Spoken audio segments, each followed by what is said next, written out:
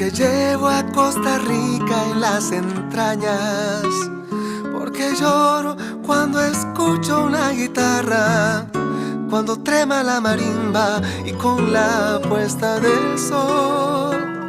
Soy tico y si me asomo a la ventana, me cautiva la montaña y se me alegra el corazón. Soy tico porque siento las canciones de mi tierra.